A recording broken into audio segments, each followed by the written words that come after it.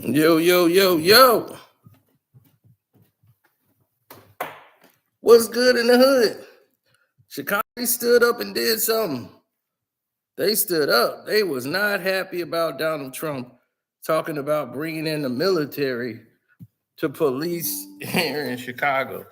Another smokescreen.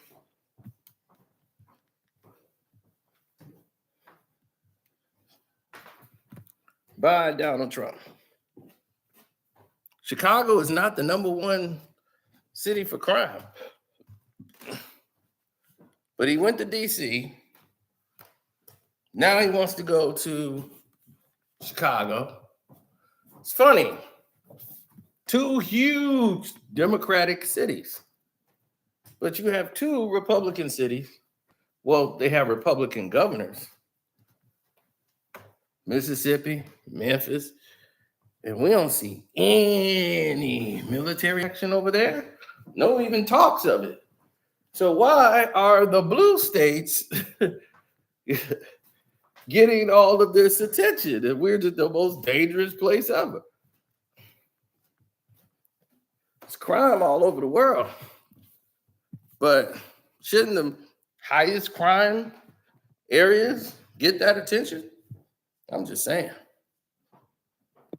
That's the way I look at it. But let's listen to the Illinois speak about this situation. Checks and balances. What President Trump is doing is unprecedented and unwarranted. It is illegal. It is unconstitutional. It is un-American. No one from the White House or the executive branch has reached out to me or to the mayor. No one has reached out to our staffs. Wow. No effort has been made to coordinate or to ask for our assistance in identifying any actions that might be helpful to us. Local law enforcement has not been contacted. We have made no requests for federal intervention. None. We found out what Donald Trump was planning the same way that all of you did. We read a story in the Washington Post. If this was really about fighting crime and making the streets safe, what possible justification could the White House have for planning such an exceptional action without any conversations or consultations with the governor, the mayor, or the police? Let me answer that question. This is not about fighting crime. This is about Donald Trump searching for any justification to deploy the military in a blue city, in a blue state, to try and intimidate his political rivals. This is about the president of the United States and his complicit lackey, Stephen Miller, searching for ways to lay the groundwork to circumvent our democracy, militarize our cities, and end elections. There you go. There is no emergency in Chicago that calls for armed military intervention. Nope. There is no insurrection. There is no insurrection. Like every major American city in both blue and red states, we deal with crime in Chicago. Indeed, the violent crime rate is worse in red states and red cities. That's what I was saying. Here in Chicago, our civilian police force and elected leaders work every day to combat crime and to improve public safety. And it's working. Not one person here today will claim we have solved all crime in Chicago, nor can that be said of any major American metro area. But calling the military into a U.S. city to invade our streets and neighborhoods and disrupt the lives of everyday people is an extraordinary action, and it should require extraordinary justification. Look around you right now. Does this look like an emergency? Look at this. Go talk to the people of Chicago who are enjoying a gorgeous afternoon in this city. Ask the families buying ice cream on the Riverwalk. Go see the students who are at the beach after school. Talk to the workers that I just met taking the water taxi to get here. Find a family who's enjoying today sitting on their front porch and ask if they want their neighborhoods turned into a war zone by a wannabe dictator. Ask if they'd like to pass through a checkpoint with unidentified officers in masks while taking their kids to school. Uh-oh. Crime is a reality we all face in this country. True. Public safety has been among our highest priorities since taking office. We have hired more police and given them more funding. We banned assault weapons, ghost guns, bump stocks, and high-capacity magazines. We invested historic amounts into community violence intervention programs.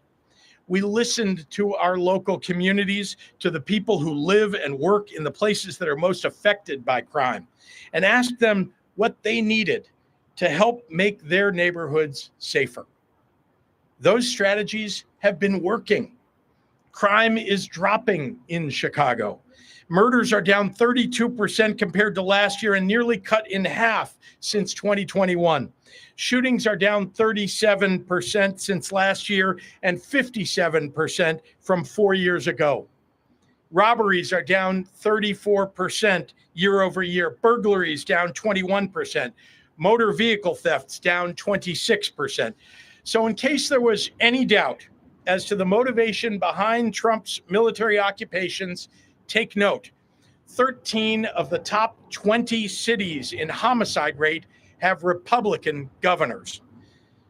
None of these cities is Chicago. 8 of the top 10 states with the highest homicide rates are led by Republicans. None of those states is Illinois. Memphis, Tennessee, Hattiesburg, Mississippi have higher crime rates than Chicago. And yet Donald Trump is sending troops here and not there. Ask yourself why.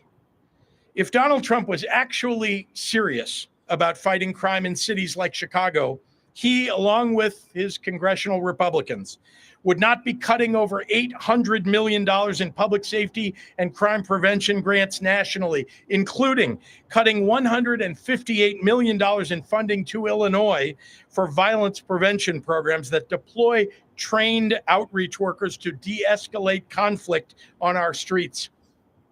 Cutting $71 million in law enforcement grants to Illinois, direct money for police departments through programs like Project Safe Neighborhoods, the state and local anti-terrorism training program, and the Rural Violent Crime Reduction Initiative. Cutting $137 million in child protection measures in Illinois that protect our kids against abuse and neglect. Trump is defunding the police. Wow. To the members of the press who are assembled here today and listening across the country, I am asking for your courage to tell it like it is. This is not a time to pretend here that there are two sides to this story. This is not a time to fall back into the reflexive crouch that I so often see, where the authoritarian creep by this administration is ignored in favor of some horse race piece on who will be helped politically by the president's actions. Donald Trump wants to use the military to occupy a U.S. city, punish his dissidents, and score political points. If this were happening in any other country, we would have no trouble calling it what it is, a dangerous power grab. Look at the people assembled before you today, behind me.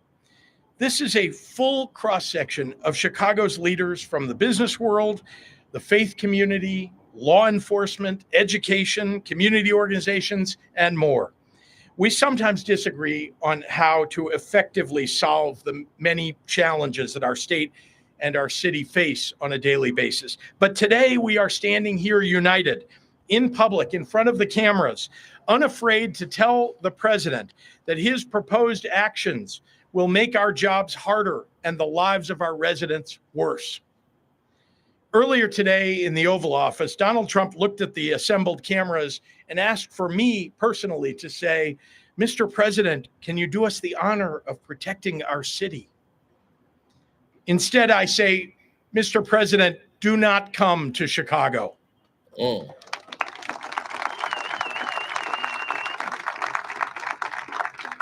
You are neither wanted here nor needed here. Your remarks about this effort over the last several weeks have betrayed a continuing slip in your mental faculties and are not fit for the auspicious office that you occupy. Most alarming, you seem to lack any appropriate concern as our commander-in-chief for the members of the military that you would so callously deploy as pawns in your ever more alarming grabs for power. As a governor, I've had to make the decision in the past to call up members of the National Guard into active service.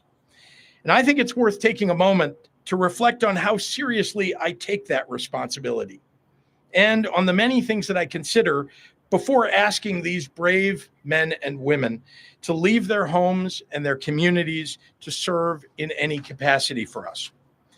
As I've said many times in the past, members of the National Guard are not trained to serve as law enforcement. They are trained for the battlefield, and they're good at it. They're not trained to arrest people and read them their Miranda rights. They did not sign up for the National Guard to fight crime. And when we call them into service, we are reaching into local communities and taking people who have jobs and families away from their neighborhoods and the people who rely upon them. It is insulting to their integrity and to the extraordinary sacrifices that they make to serve in the Guard, to use them as a political prop where they could be put in situations where they will be at odds with their local communities, the ones that they seek to serve. Yep. I know Donald Trump doesn't care about the well-being of the members of our military, but I do. And so do all the people standing here. So let me speak to all Illinoisans and to all Chicagoans right now. Hopefully the president will reconsider this dangerous and misguided encroachment upon our state and our city's sovereignty. Hopefully rational voices, if there are any left inside the White House or the Pentagon, will prevail in the coming days. If not, we are going to face an unprecedented and difficult time ahead. But I know you, Chicago, and I know you are up to it. When you protest, do it peacefully. Be sure to continue Chicago's long tradition of nonviolent resistance. Remember that the members of the military and the National Guard who will be asked to walk these streets are, for the most part, here unwillingly. And remember that they can be court-martialed and their lives ruined if they resist.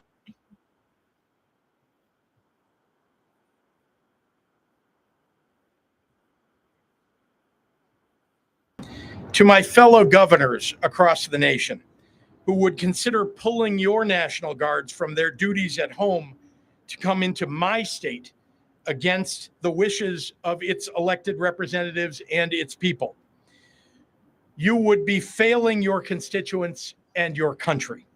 Cooperation and coordination between our states is vital to the fabric of our nation, and it benefits us all.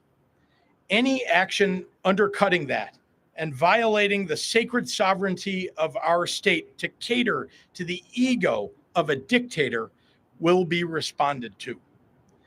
The state of Illinois is ready to stand against this military deployment with every peaceful tool we have. We will see the Trump administration incorporate the people of Illinois, administration officials who are complicit in this scheme, to the public servants who have forsaken their oath to the Constitution to serve the petty whims of an arrogant little man.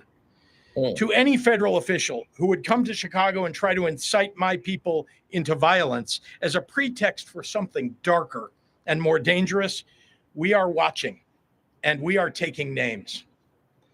This country has survived darker periods than the one that we're going through right now. And eventually the pendulum will swing back, maybe even next year. Donald Trump has already shown himself to have little regard for the many acolytes that he has encouraged to commit crimes on his behalf. You can delay it from finding you eventually. Not time or political circumstance, from making sure that